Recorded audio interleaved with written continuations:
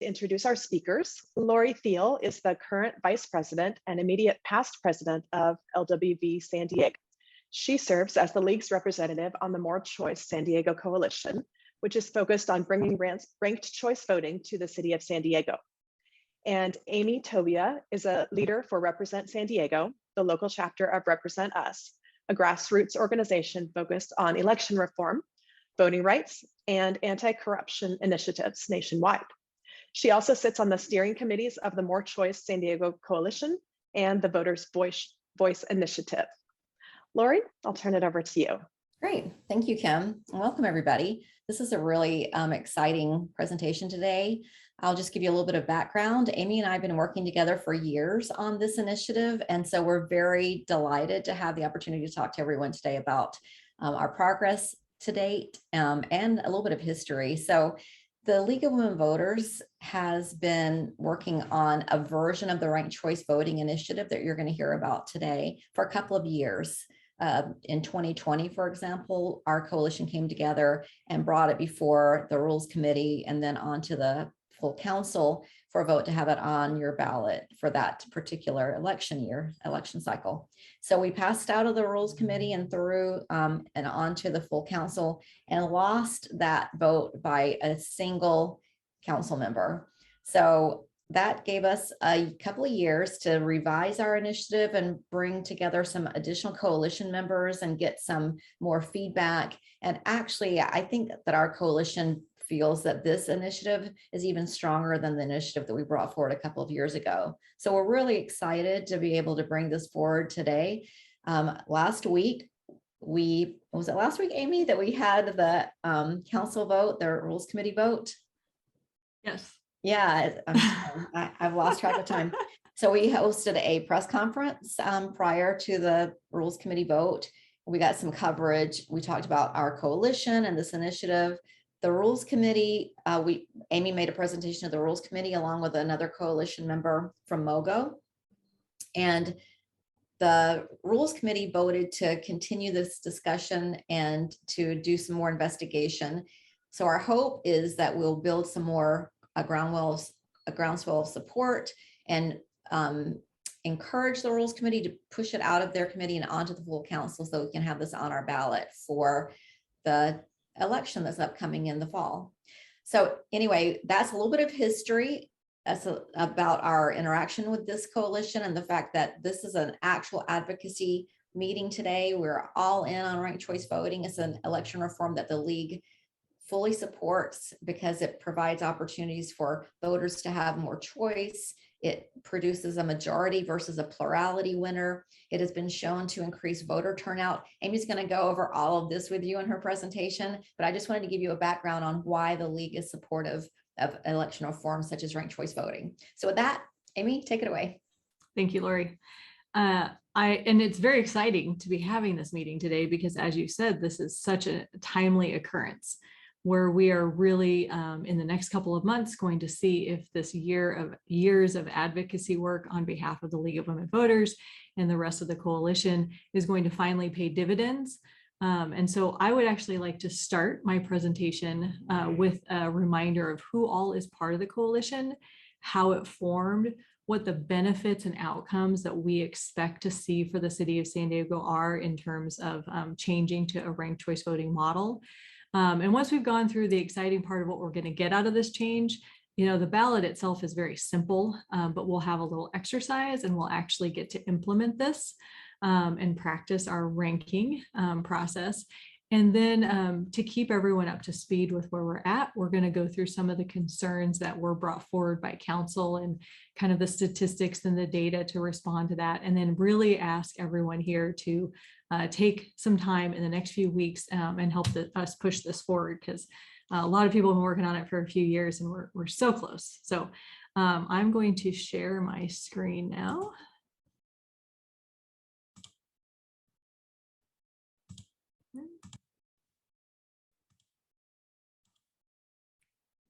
All right. So who exactly besides Lori and I is part of the More Choice Coalition is an important question. So the More Choice Coalition came together a little over 3 years ago with the idea of bringing ranked choice voting to San Diego and all the benefits that Lori started listing. The fact that we would have more choice, which encourages better voter turnout in our elections when they have candidates who reflect their values and views on the ballot in the general election. That we would have the ability to vote our values, because with ranked choice voting, of course, you rank all the candidates. So you're not constricted to voting to the candidate that you think is most likely to win, or strategic voting. You can vote sincerely. We also see statistically with ranked choice voting, more people are encouraged to win. Women, BIPOC candidates are encouraged to and more successful in campaigning, but also just the broader ideas that are brought forward with a larger field of candidates through the general election, the conversations we can have that are cut off when we go to top two. The other benefit of ranked choice voting is more civil campaigns, and we have some slides later that go into the statistics behind this. Negative campaigning is less successful against 5 people. For one, it's expensive. For 2, it's hard. And so candidates focus more on positive outcomes. There's more accountability. Again, you can express yourself on every candidate on the ballot, and candidates have to listen to a broader array of voters because they need that first, second, and third place votes. There's also savings to be had. We will have fewer elections with ranked choice voting. And so the city will be able to pocket that money and use it for other things. If you recall from our campaign a few years ago, we had a pretty great group then, and the group has only grown. Most recent addition would be Alliance San Diego. We've also been now endorsed by the Sierra Club. We had mentioned MOGO has been an ally since the very beginning, as well as Rank the Vote and several veterans voting rights organizations. So the initial group has continued forward, and we have just added to that, winning more allies and more partners in this effort.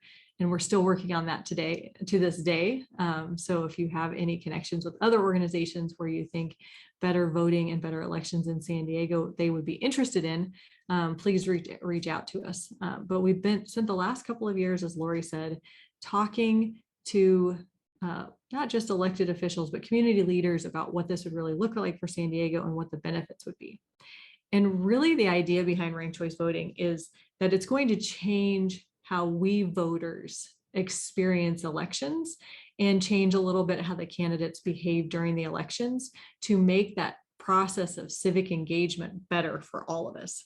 So this broad coalition has come together for sometimes for different reasons, but all with the idea that we can improve our election experience here in San Diego. And what we are looking at changing is we see that ranked choice voting and the implementation of it can change who runs, it can change how they campaign, it can change who wins, and it can change how they lead.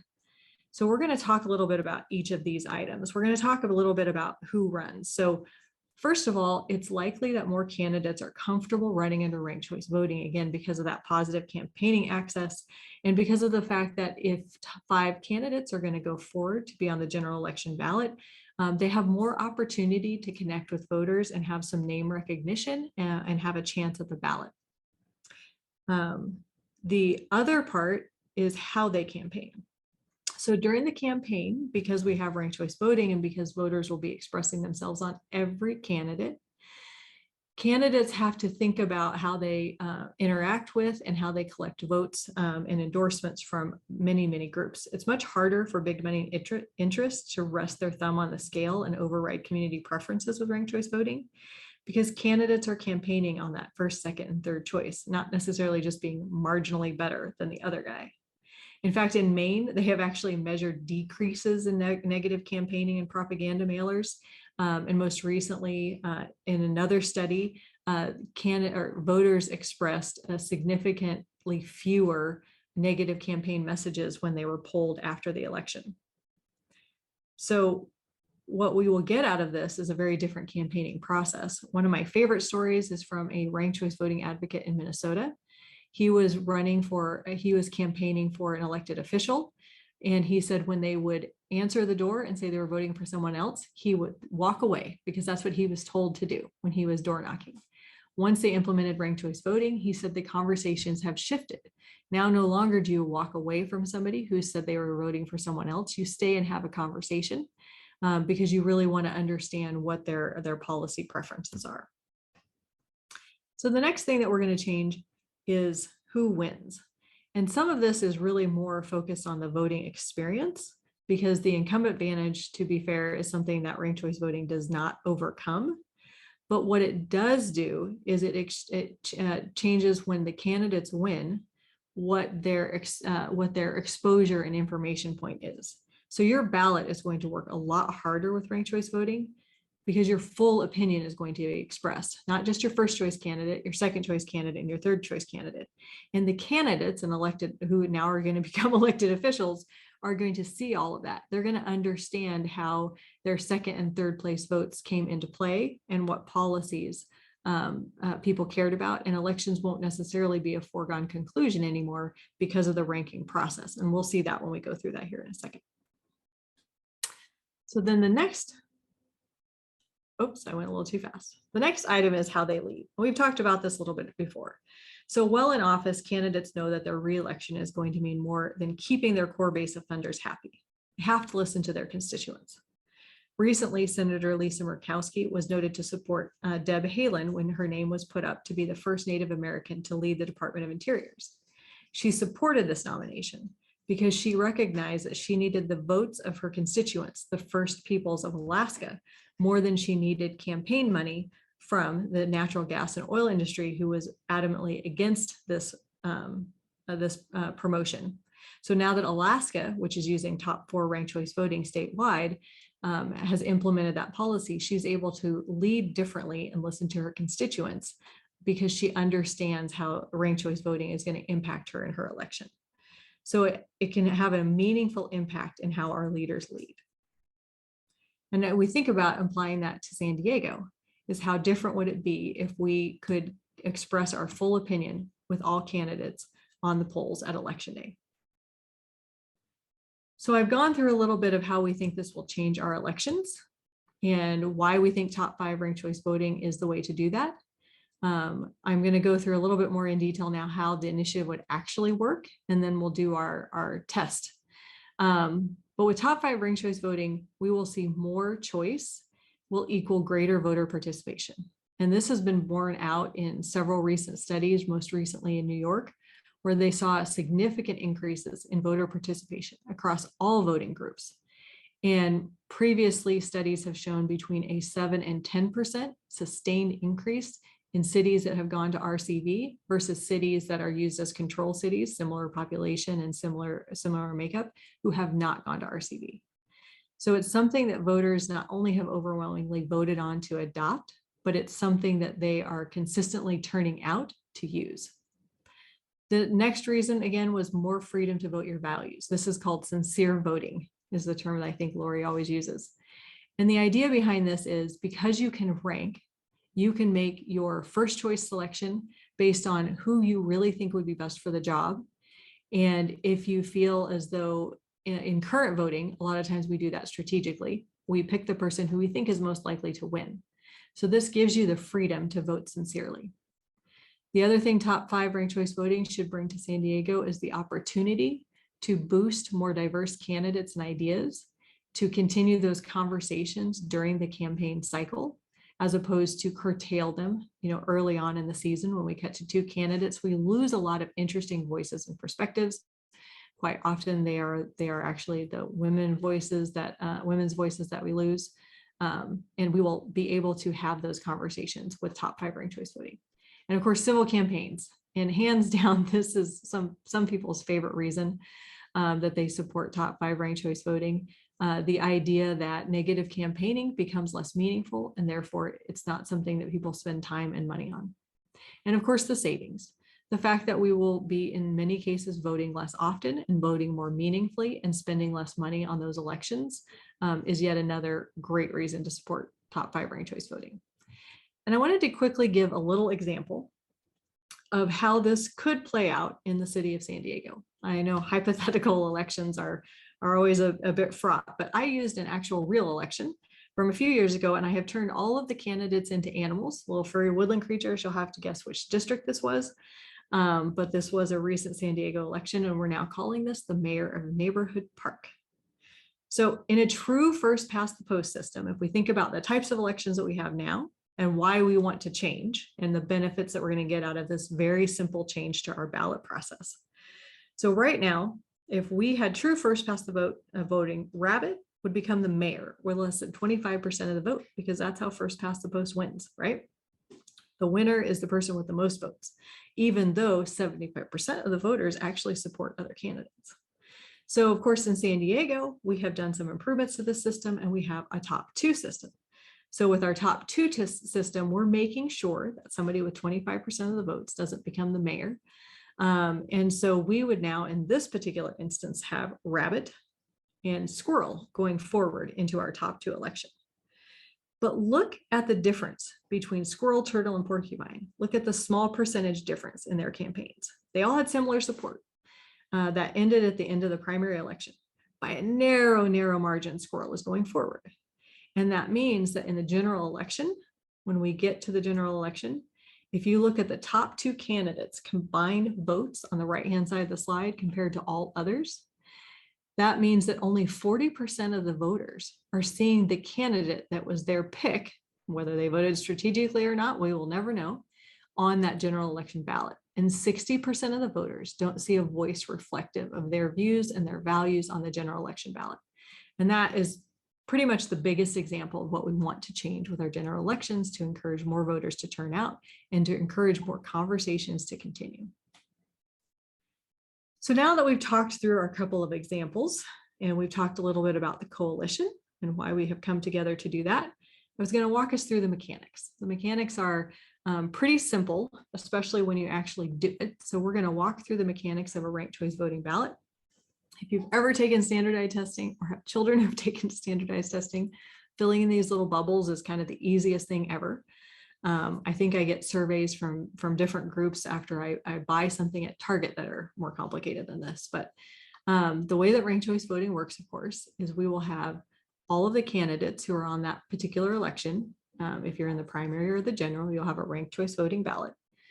And you will rank all of them in order of preference. Who do you think would do the best job, the second best job, the third best job? In San Diego, over the past 20 years, we've actually had an average of about 4.5 candidates per race for city council, mayor, and attorney. Now that's an average. 80% of the races have had 5 or fewer candidates. And then we have these outlier races where we have 8, 10, and 12 people all running to be a city council member.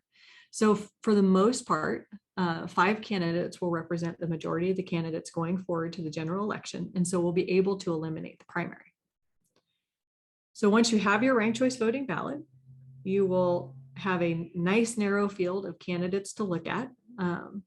And if at the beginning of the tally, all the votes are tallied, and let's say candidate B gets 55% of the first place votes, the election is over. There is no mathematical way for anyone to catch up to them. So we would conclude that election without actually using the ranking process. Not very likely, but clearly that is a very strong candidate who has certainly earned that election.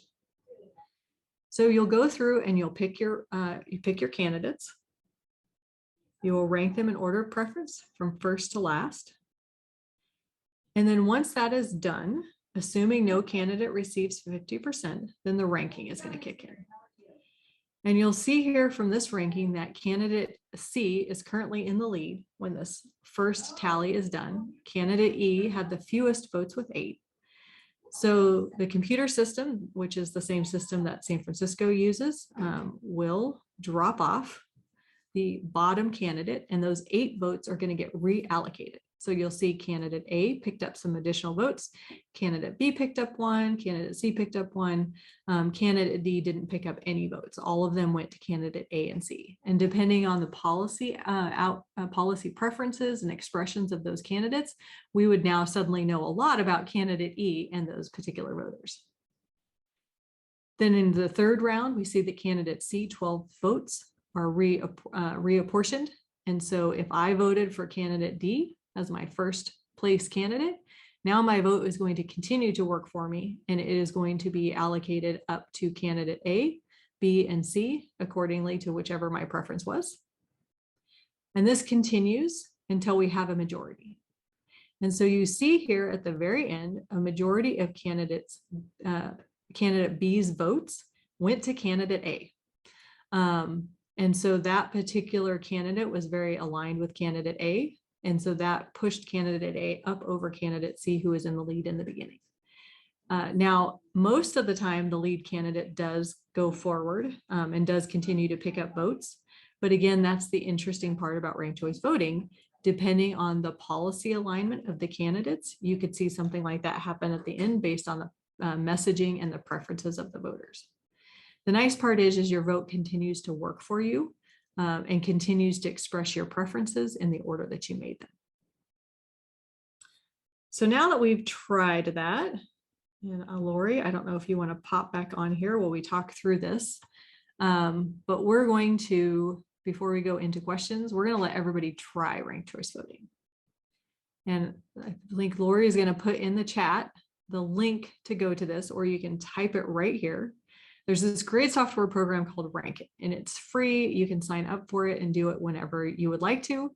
I've used it for book clubs. I've used it to decide what movie we're going to watch. It's something you can do on your phone, and it's pretty quick and easy to set up and to implement. And when you get a minute, and then we'll go through and we'll take a few questions and we'll come back to this and we'll show you the results, because the other great part about this Rank It app is that it will also show you the math. So at the end of the ranking process, it will show you how your votes were tallied, and it will show you that whole process that I just walked through, but with something that you've set up. So it's pretty fantastic. And we thought what would be fun today was to take your opinion and get your feedback on what you like best about ranked choice voting. So we've sort of outlined some of the key reasons that the coalition supports the effort, and we've listed them here. So your rankings and your choices are going to be, what I like best about ranked choice voting is more positive elections, an election process that makes toxic campaigning less successful. What I like about ranked choice voting is more accountability, elections that require candidates to listen and earn the support of more voters, and limits the influence of extremists. What I like about ranked choice voting is sincere voting, to be able to vote for the candidate I like the most without worrying that my vote might help the candidate that I dislike the most. And then more choice, a ballot with a broad range of candidates that gives more voters a reason to turn out on election day. And then lastly, what I like best about ranked choice voting could be saving money. Fewer primaries will save taxpayer dollars, and candidates will have to fundraise less for their elections. So once you're able to click in the bit.ly link, it should bring up a screen that looks just like this one. It will allow you to drag each of these options in order of preference and then submit your vote. And then after we've taken a few questions and talked a little bit more about the initiative and where we're at, we will come back to this, and we'll show you all how the voting turned out. Okay. All right, so as Lori mentioned, our initiative, the Top 5 Ranked Choice Voting Initiative for San Diego, has been modified since the last go round through a lot of input with additional coalition members, additional stakeholders, and community leaders. And really, the fact that we can hold such a broad coalition together through our current initiative is a pretty strong testament to, I think, the work that Lori's done and the work that the whole coalition has done to listen and to really try and develop something that we find very meaningful for the community. So now we are at a point where we have done all of this work. And right now, as Lori mentioned, we went through Rules Committee last week. Rules Committee, obviously, this was not the first time for many of these city council members where we were in front of them to talk to them about ranked choice voting, with a few exceptions. Believe it or not, it's still hard to get in front of the actual city council members sometimes. So in spite of the fact that we've been at this for 3 years, there's unfortunately still a couple of council members who we've only met with their staffer. They've just not been able to make the meeting. So when we did our presentation, we felt that, well, the council members potentially weren't 100% excited about changing the way that they get elected, right? This is a bit scary for them. They got elected under the current system. They, of course, think it works fine because they're sitting on the dais. And we're having to convince them that this isn't about them. This is about voters and voting turnout, voting power, voting confidence. And the next steps forward is really to convince our city council that they should allow the voters to make this choice and to have this conversation. And it should go on the ballot for the voters to decide if we would like to improve our elections. We've been doing it the same way for a couple hundred years. It seems to make a lot of sense to us. So they brought up a few very specific concerns that I'm going to go through. Their very specific concerns are very general and very typical for what we find naysayers of ranked choice voting say. The good news is ranked choice voting has been around for long enough at this point that it is easy to have the conversation about how much data do we have, how much evidence do we have, and we have quite a lot. So I'm going to go back to my screen share here. Just thought I'd take a quick break, and I'm going to talk through a couple of the common negatives and concerns about ranked choice voting and the types of data that we have to go against it. So the first concern that was brought, well, one of the first concerns that was brought up is the concern of timing. Is it prudent to move forward with ranked choice voting because it's so quote unquote new, and should we, wait a little bit? The reality of it is there have been over 494 ranked choice voting elections across 26 jurisdictions since 2004 in the United States. So not even counting going outside of our country. We have a lot of data and we have a lot of research. It's been certified as a method by the Secretary of State. For our particular state, our voting machines are equipped to handle it with a minor software upgrade. In addition to the state agencies and the elections that are run on it, there are colleges, universities, political parties across the country that have used it for years in order to elect members to their boards. And then outside of our country, in fact, we have a steering committee member on More Choice who is from Ireland, and speaks highly of the 100 years that Northern Ireland has used it, as well as Scotland and Australia. And then it's used in various forms in some other countries with some modifications.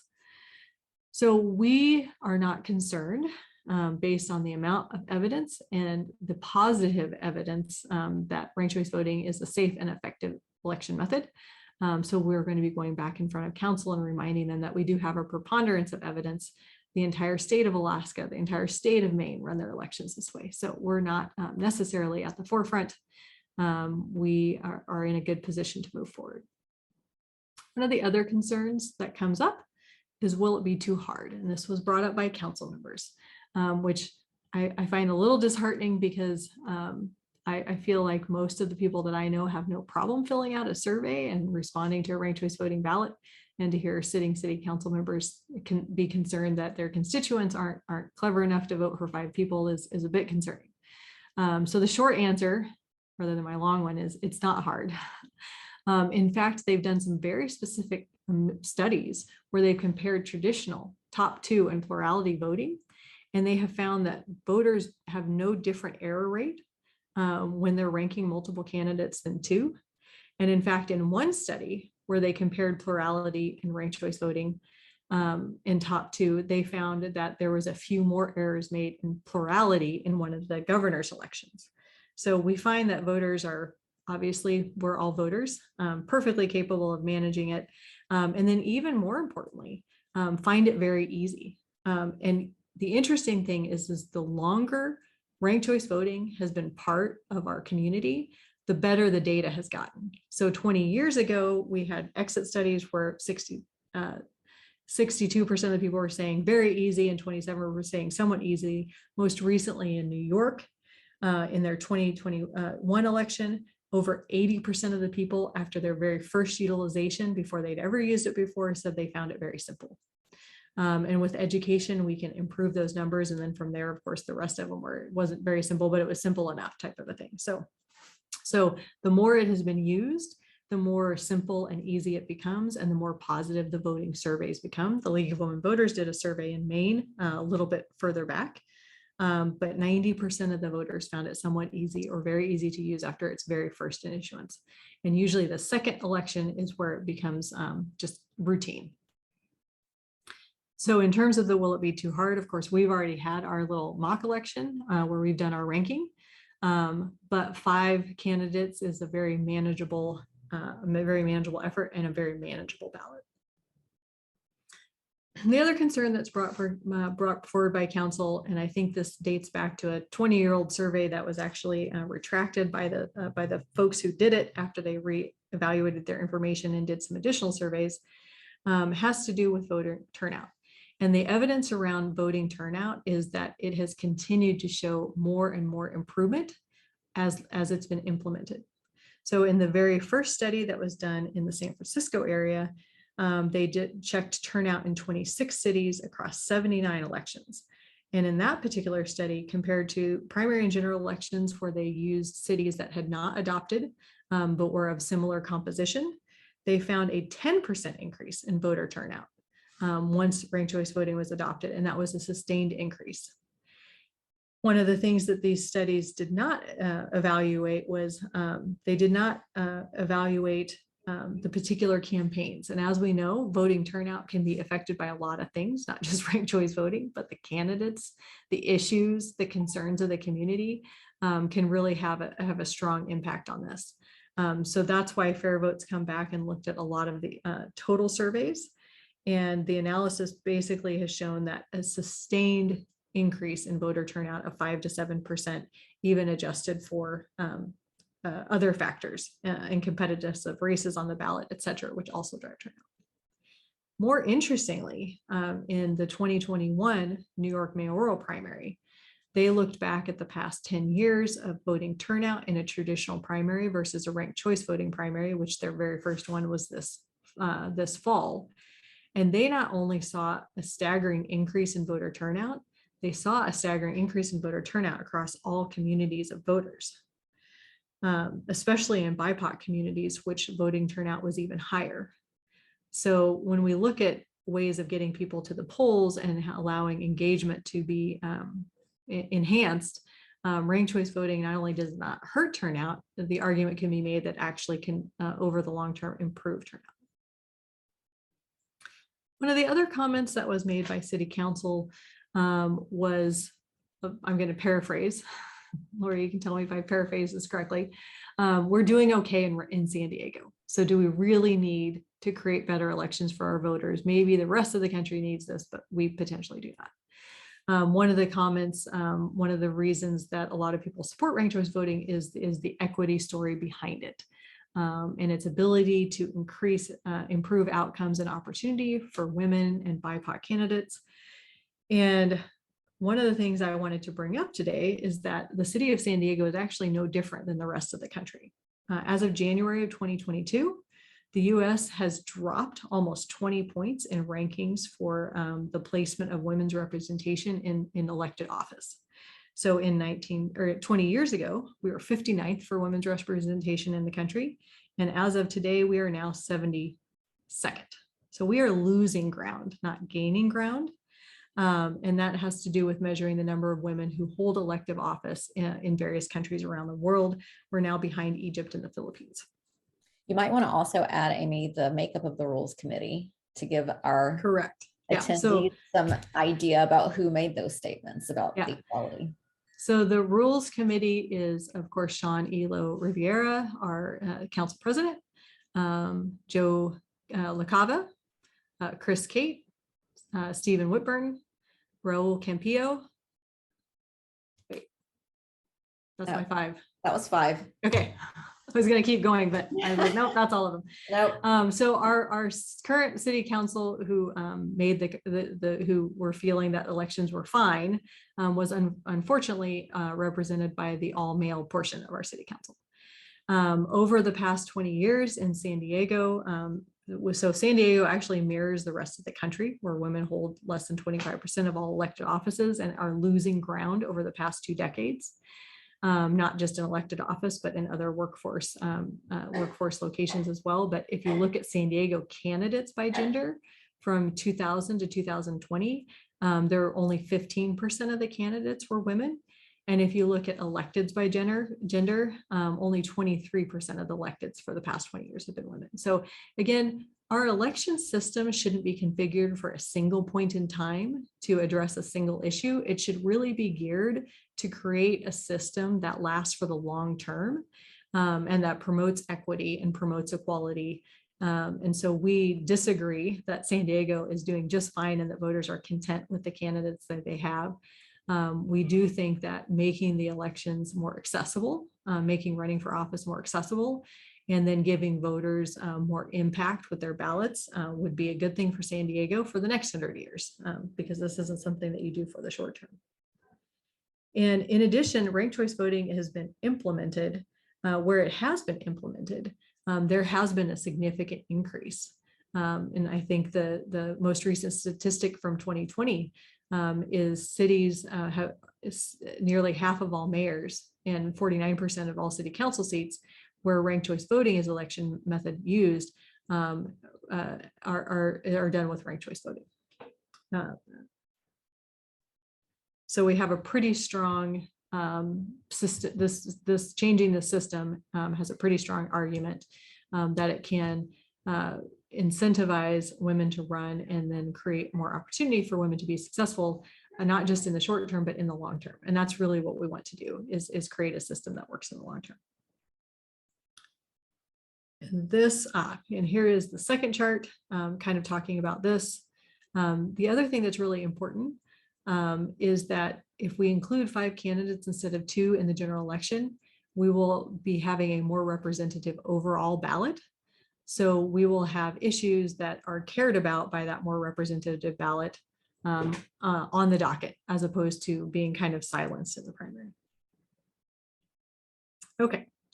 So then lastly, of course, is the savings. And this is one of the things where we are a little bit excited about our next step.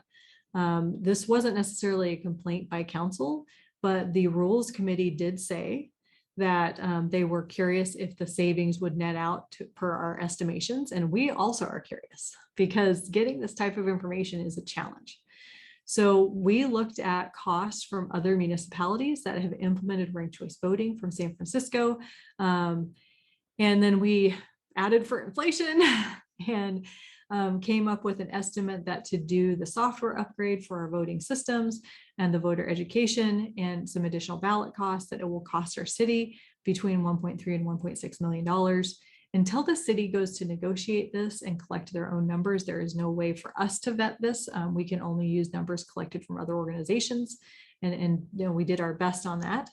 And then the 10-year savings, assuming a 70 to 80% reduction in the primary, would be between $5 and $7.5 million.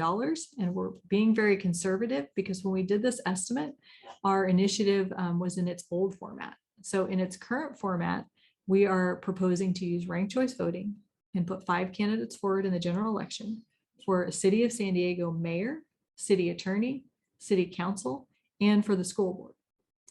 Based on the number of elections that we typically have over the past 20 years, we estimate between 70 and 80% of those elections would no longer need to have a primary because they would have 5 or few candidates and they would all just automatically go forward.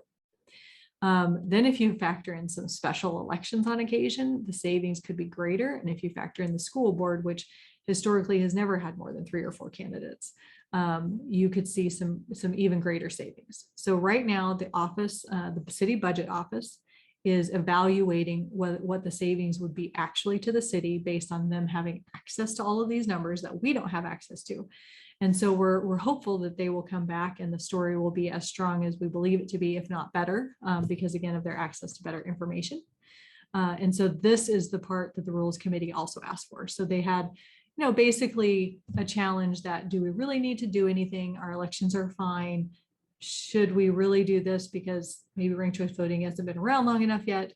And then of course they said they would like to see these numbers and to see if they bore themselves out to be true. So right now we are waiting for that process to continue. And that process will be completed on June 8th. Our position as a coalition is that the 5 sitting city council members who I listed before on Rules Committee really shouldn't be the arbitrators of how San Diego elections are run. Really, that should be a voting choice to decide what methodology we use to vote our candidates into office. And so we are asking them to at very least let the 4 female members of the city council who are not part of the Rules Committee, at the very least, we'd like them to forward it to full city council for discussion and debate. But ideally, all of city council would then decide that it is best to just put this before the voters. And the way that we think we are going to make this happen is if we get your help. We really feel strongly that city council needs to hear from us loud and clear that things aren't exactly okay. If you look at the history of San Diego for the past 100 years, we can tick off, 5, 6 names off the top of our head of elected officials that did disservice to the community in terms of deals that they signed or, corruption scandals that they became embroiled in. And then just from the standpoint of civic engagement, anything that we can do to make the city voters make all of us more excited and engaged in turning out for elections, we should do. And that's one of the best parts about ranked choice voting. So we think it's important to be really loud. Wow, I went backwards and forwards here. That we are going to ask for your help, and we're going to ask our entire coalition to be out there and very loudly saying it's time to let the voters decide. Ranked choice voting should be a voter decision. It has so many benefits, and everybody is going to have a different reason that they want to choose ranked choice voting. And so we're going to ask you today to take a second and sign the petition that we put up. We're seeing how many hundreds, if not thousands of signatures we can collect in the next 6 weeks in order to get city council to recognize that this is something that voters desperately want. They would like to see change in their elections or have the opportunity to debate it. We're asking people to write or call your city council member. There's also a tool on our website to tell you how to do that, or write an op-ed or share online.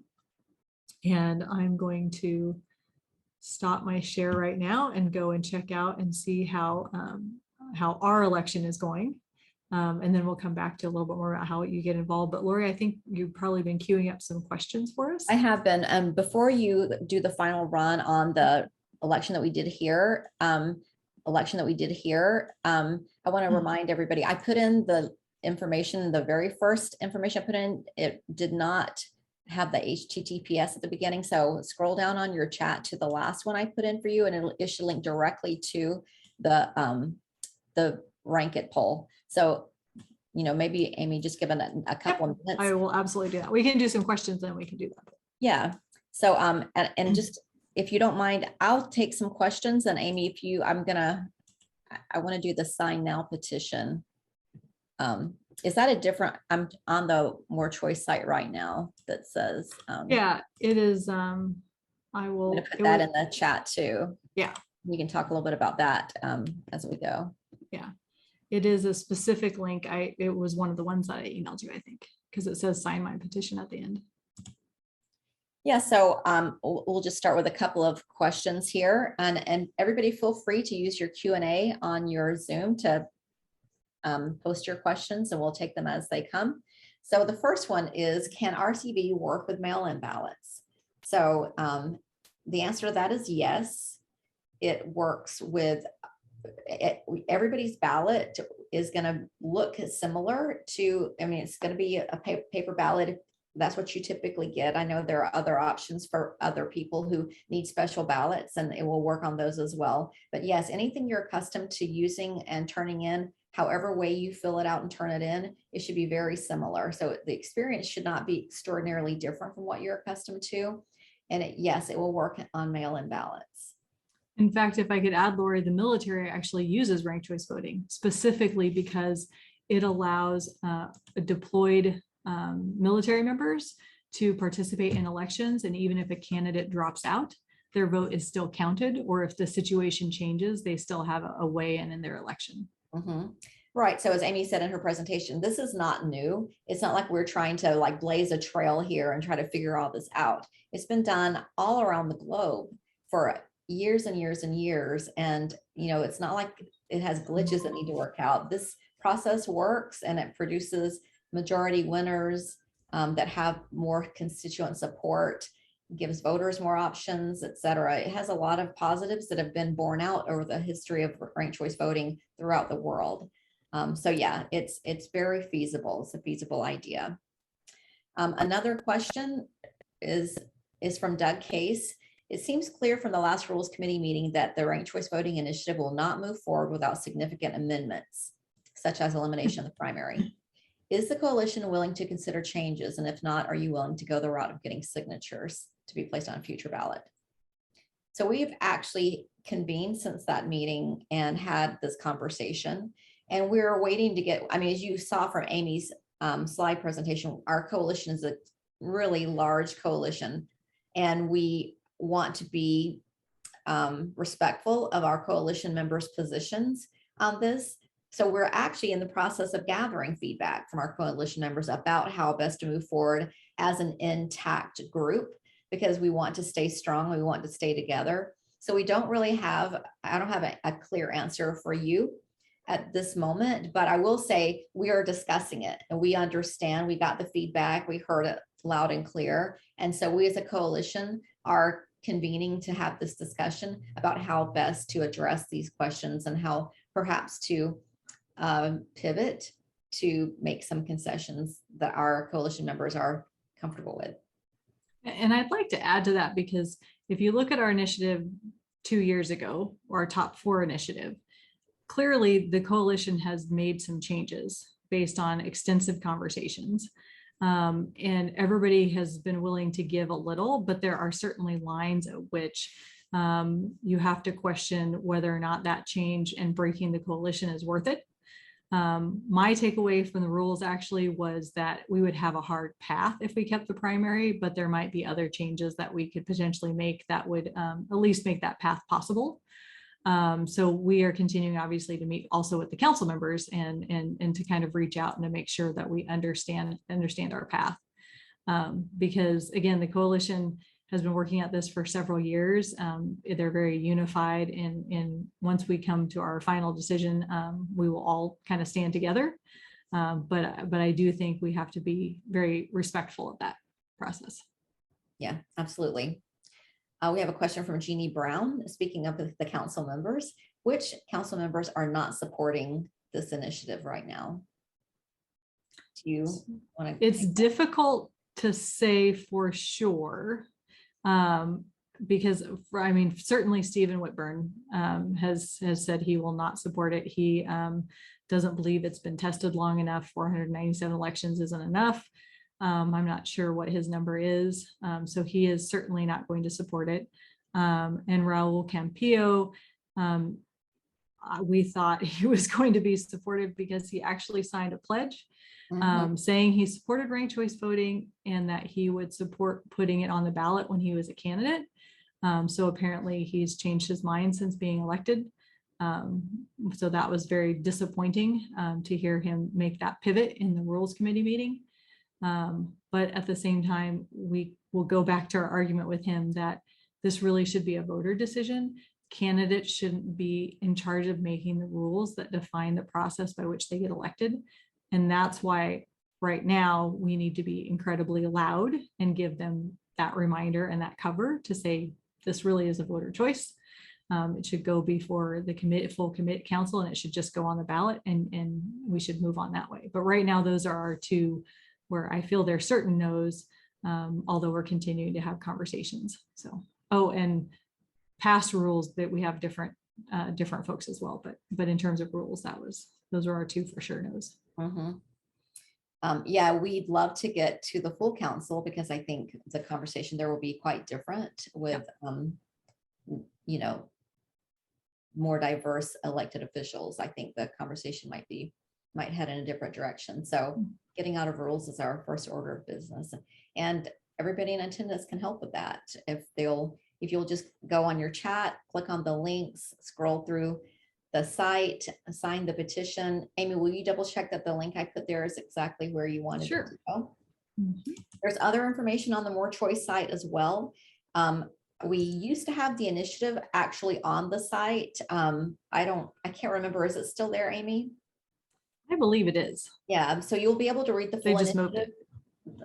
Yeah, so you'll be able to read the initiative yourself and see it's very straightforward. And it's just pretty obvious, not that long. So go take a look at that as well if you'd like to take a look at the initiative that you'll be supporting and advocating for. Again, the initiative calls for when there are primaries, they will only exist if there are more than 5 candidates running for an elected office. Otherwise, there won't be a primary, and all the 5 or fewer candidates who are running will just move forward straight to the general. And then in the general election, voters will be able to rank those candidates in order of preference. And the ranked choice voting ballot will be turned in. It'll be calculated at the registrar of voters, and the candidate with the majority of first place votes wins. So it's a pretty straightforward initiative. You can take a look. I do want to say one thing about this that I don't think we've gotten a question on it per se, but one of the questions we do get is, what if I don't like ranked choice voting? Like, what if I just want to vote like I've always voted? You can do that with ranked choice voting. If you want to just vote for a candidate, or you want to ease into ranked choice, etc., and you just want to take your time, and you want to vote like you've always voted, which is just a single vote, one vote for one candidate, ranked choice voting does not prohibit that. You can still vote that way if that's your preference. So the beauty of this system is it enables people who want to share their perspective and have more choice to actually have their voices heard, but it doesn't preclude you from voting for a single candidate if that is your preferred method of voting. So it covers both of those bases. Anything else you would like to add, Amy?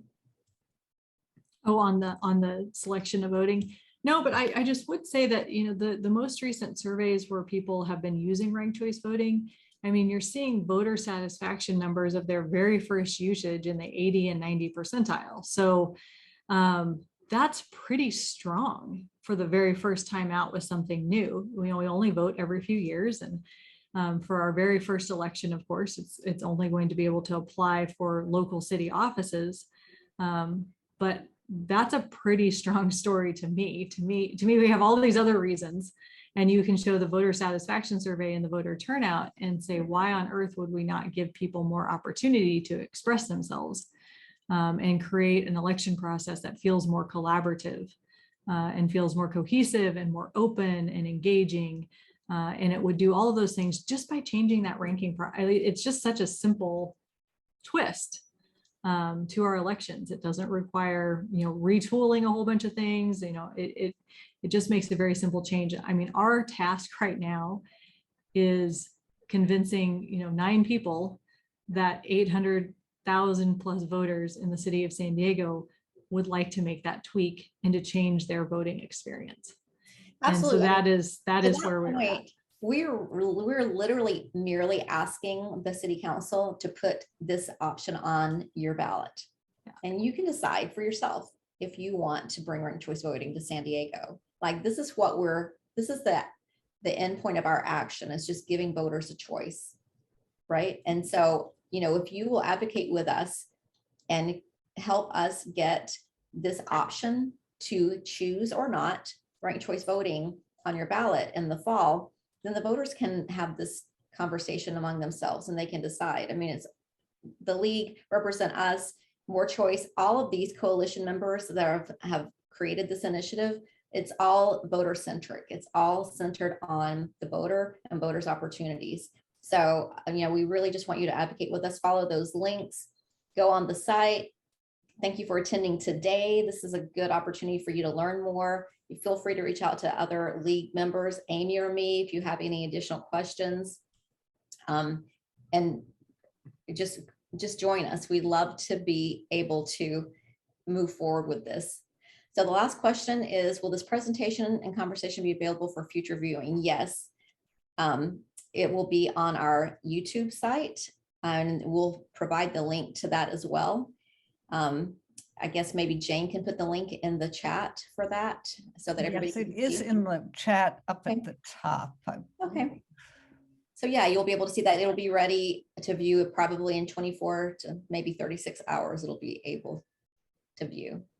So Amy, I cut you off to give everybody a chance to finish voting. So I wanted to wrap up with the final numbers on the votes that we collected here today. Sounds good. So I'm going to share my screen again. Everybody hopefully is excited to see the results of our ranked choice voting. And the only thing I don't like about doing webinars is we can't all talk about how easy it was to do your ranking. So one of the great things about this tool, I encourage everybody just to use it for things that you think of. Like I said, book clubs are wonderful. deciding what movie to go to, deciding what restaurant to go to. It can be kind of fun with a group of people. So this is our final result. So sincere voting won, which makes me happy because that is one of the primary reasons that I got into this initiative in the first place, was my desire to see better outcomes for women in the political space, in the workspace, just in our society in general. And every lever that we can pull to make sure that our voices are being heard, to me, is very important. And so ranked choice voting is a tool for that, but it also lets me be honest with myself when I am checking those ballots. The number of times I have had to pick a candidate that I didn't really care for, because they maybe were a certain way on one or two policies that were important for me, but I didn't feel good about it. It has been far too many in my years. So the ability to vote sincerely and to give a boost to candidates that I think deserve a boost, because their policies are good, even if they're not going to have the fundraising to win at the end, I think is really important. So sincere voting, to me, is one of the most important reasons to support ranked choice voting. We should all be able to vote our values. That should be the norm, not the exception. And so now we're going to click on here and we're going to go backwards now that we've seen the outcome. And we're going to show the vote count. And we're going to go back and we're going to see the results by round. And I think I have to scroll down here to do this. And so, oh, that's interesting. So the number of people who in the very first round voted for sincere voting was 50%. So we only went one round before sincere voting won. So that's pretty interesting. So that was such a strong candidate that we don't get to see the ranking process, which is kind of fun. So that means that the majority of our 15 votes that we received today all picked the same thing, followed by more accountability, and then more positive elections, more choice, and saving money. So that's really interesting because that means we are all attending here today very unified in why we would support ranked choice voting, which is interesting because in our coalition members in our steering committee meetings, most of the group is very diverse in why they support ranked choice voting. There's a lot of different reasons that people support it. So that was pretty exciting. And I would just close with this slide again, Lori, of our asks. This is a very timely presentation. Like I said, we have very little time. It's a little bit exhausting after years of talking to people and being out there to feel like we're so close and yet so far. But if we can be really loud and let the council know, both the rules committee and the city council members on the other side, hoping to have an opportunity to weigh in on this. If we can be really loud and get as many people as possible, not just folks here today, to sign our digital petition. This isn't the same as obviously a petition that we would have to complete to get it on the ballot. We elected not to do that this year because of COVID, and we didn't want to be in a position where we're asking volunteers to be gathering signatures in time of pandemic. So we did elect to go to the council route for that reason. But this is a digital petition that would just show to our council members that we're serious about this as a community, as well as the writing and calling your council member. If you go to our website and just sign up, at More Choice SD, sign up as a volunteer. That doesn't necessarily mean you're going to be working 20 hours a week for us, but it does mean you'll get our emails and you'll be able to be aware and on top of the events as they unfold in the next 6 weeks and participate as you can. Also follow us on Facebook and Twitter, and we'll make sure these links get circulated as well. Just because as you see us post different content and different reasons and positive messaging about ranked choice voting, anything you can do to share that with the people that you know in your community and your friends in order to get the word out would be helpful, because that's how we're going to get across the finish line, is not just that everyone on this call is excited about ranked choice voting, but we all take a minute and get somebody else excited about it and make their voice heard in the next few weeks. So it is a possibility still. We have certainly not given up. We still think we have a really good chance after these several years of working, but it will take a push at the end. So thank you for Absolutely. that. Yeah, well, thank you, Amy, for that presentation, and thank you all the attendees for coming out and listening to this. And please share the information. Please click on all the links that we put in the chat. Follow up with us, follow up with More Choice, follow up with your council member. make sure that you make your voice heard. It's all about the voters. And so with that, I'd like to say good day. Have a great rest of your afternoon. And we look forward to advocating with you with going forward. Thanks, everybody. Bye-bye.